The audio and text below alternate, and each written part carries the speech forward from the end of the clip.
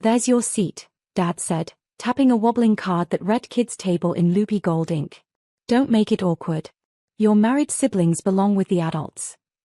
The room laughed softly, like clinking ice. My chest went hollow. The chandelier hummed.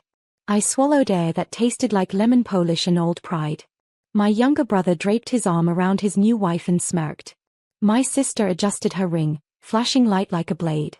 I felt 12 again, shrunk into a chair that pinched my knees, a plastic cup instead of crystal, paper napkins instead of linen. Hy everyone, my name is Rowan Hale, I'm 29. I don't raise my voice, I raise stakes.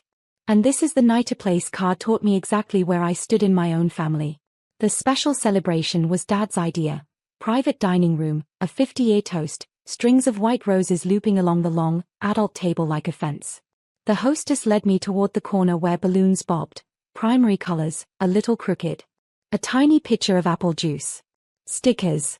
Someone had stuck a dinosaur to my place card, a joke that wasn't funny. I heard an aunt whisper, well, she's not settled. It's appropriate.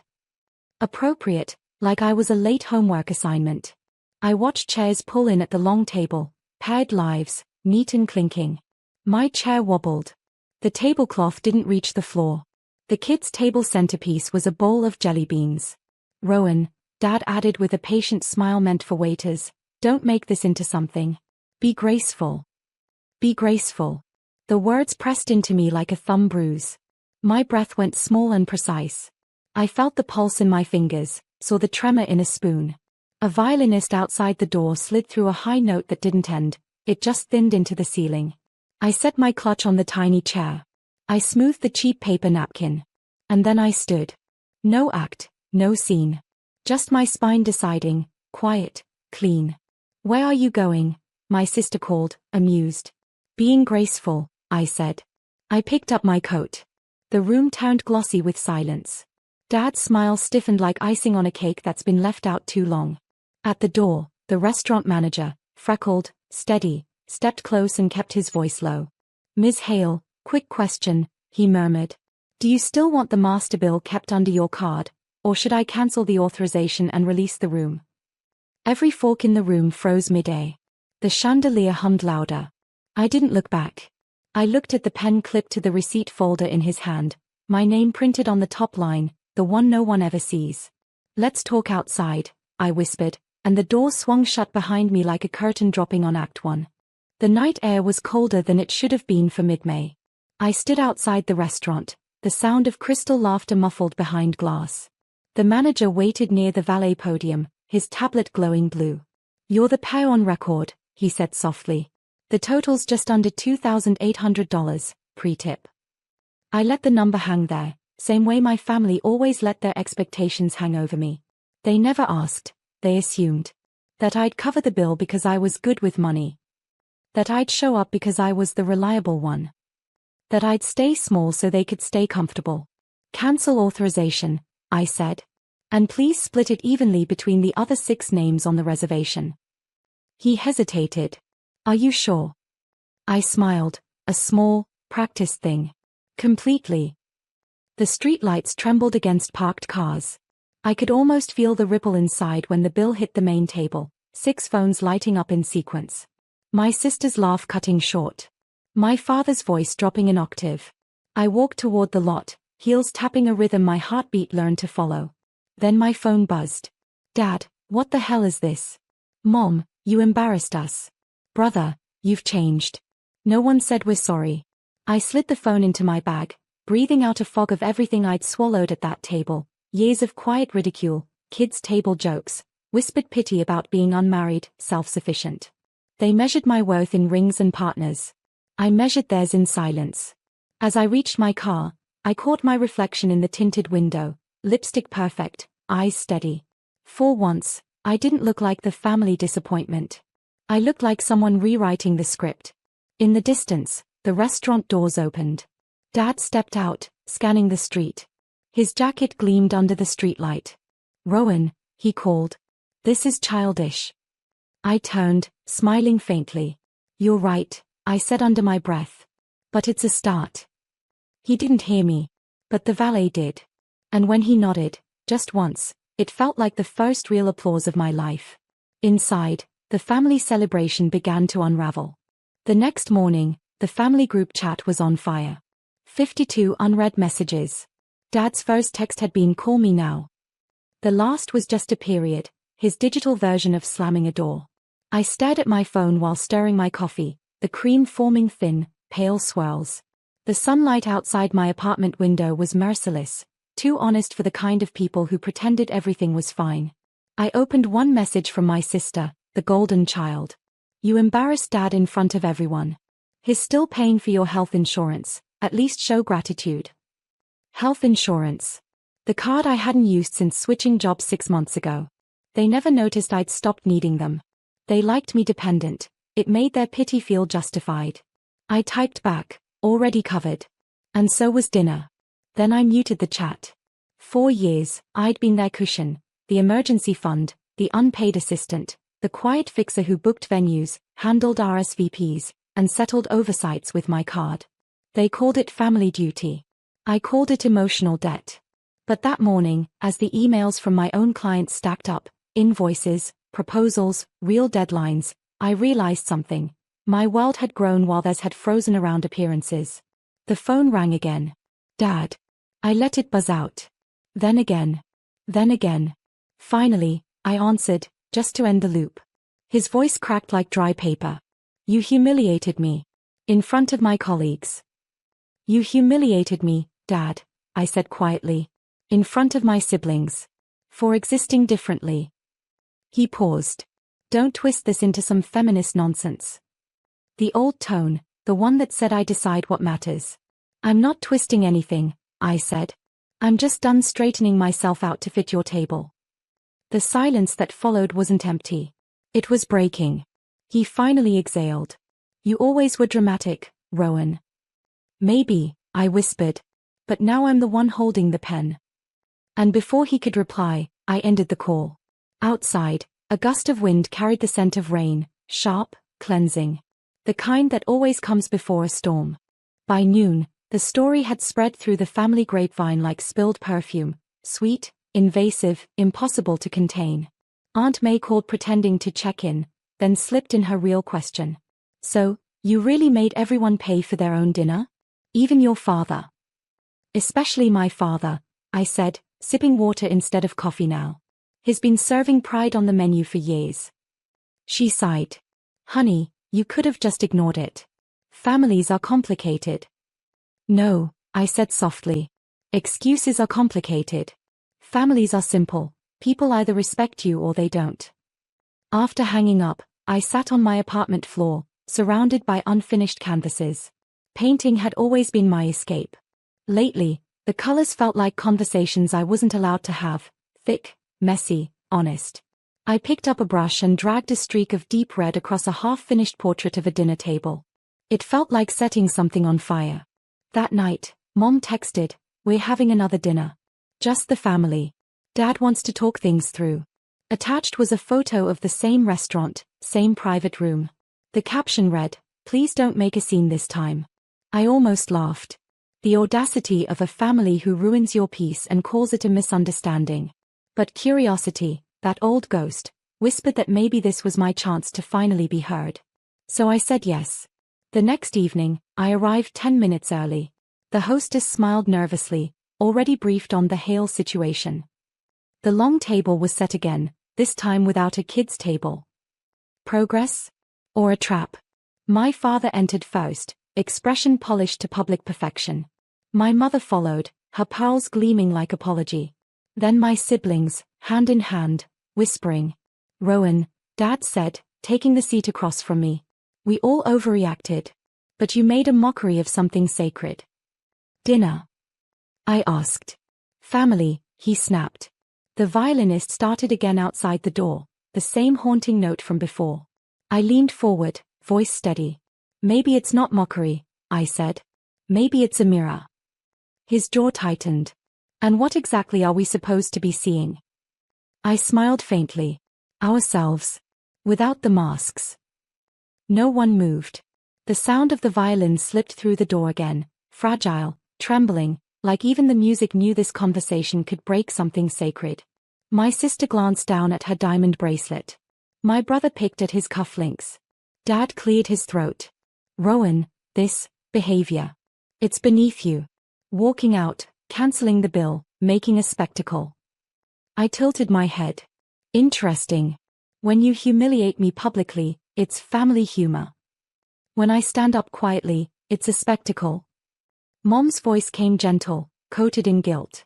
You know your father didn't mean to hurt you, dear. He just wants to remind you where you belong. Where I belong, I repeated, almost to myself. At the kids' table. In silence. Paying the bill, smiling for the photos, pretending we're not fractured. Dad slammed his palm on the table. That's enough. The waiter froze mid-step. The chandelier's crystals shivered. I didn't flinch. You raised me to be strong, Dad. Then punished me when I used that strength. He leaned back, eyes hard. You mistake pride for principle. No, I said. You mistake obedience for love. The words seemed to hit him harder than I expected. For the first time, he looked older. Maybe even uncertain. Silence thickened between us, filled with unspoken years. Then my brother broke it. Rowan, just apologize. Dad's not changing. Why ruin dinner again? I turned to him slowly. You think I came here to ruin dinner? He shrugged. You always need drama. I smiled, calm. No. I came to return it. Before they could react, I reached into my bag and slid a single white envelope across the table. It was thick, sealed, official-looking. Dad's name written in perfect cursive. What's this? He asked. Something you left undone, I said. He frowned, tearing it open. As his eyes scanned the first line, his face drained of color. My siblings leaned closer, whispering. What did you do? Mom whispered, voice shaking. I leaned back, eyes steady. I didn't do anything, I said. I just corrected the paperwork on something that already belonged to me. The room went utterly still. Even the violin outside stopped mid-note. Dad's eyes darted from the letter to me, back to the letter. His mouth opened once, then shut again, as though words had to crawl through pride before they could reach daylight. This is the company, he finally said, his voice cracking. You transferred the shares, how? I folded my hands. Legally. You forgot that Mom's initial investment came from my account, not yours. The paperwork was sloppy. I just cleaned it up. My brother let out a short, nervous laugh. You're bluffing. Check the corporate registry, I said, my voice steady. It updated this morning. Dad's knuckles whitened around the envelope. You think stealing what your family built will make you happy? I stared at him, every word measured. No, Dad. But reclaiming what you used to control me might. Mom whispered, you wouldn't. I smiled faintly. You raised me, remember? You taught me to play by the rules, I just finally learned to read them. The waiter reappeared, unsure whether to refill glasses or flee. My father waved him off, muttering something that sounded like prayer and thunder tangled together. I stood. This isn't revenge, I said softly. It's balance. My sister scoffed. You always make yourself the victim. I met her eyes. No. I just stopped auditioning for your approval. I turned toward the door, but my father's voice caught me mid-step. You think walking away again solves anything? I paused, facing the reflection of us all in the glass door, him rigid, Mom small, my siblings silent. Maybe not, I said. But sometimes leaving is the only way to make people look at what they've broken. When I pushed open the door, cool eyes swept in like mercy. Behind me, the clatter of silverware finally started again, soft, uncertain. A family trying to chew through the taste of consequence. As I stepped outside, my phone buzzed. A message from my lawyer flashed across the screen. Transfer confirmed. You're officially majority shareholder. Congratulations. I exhaled, slow and trembling.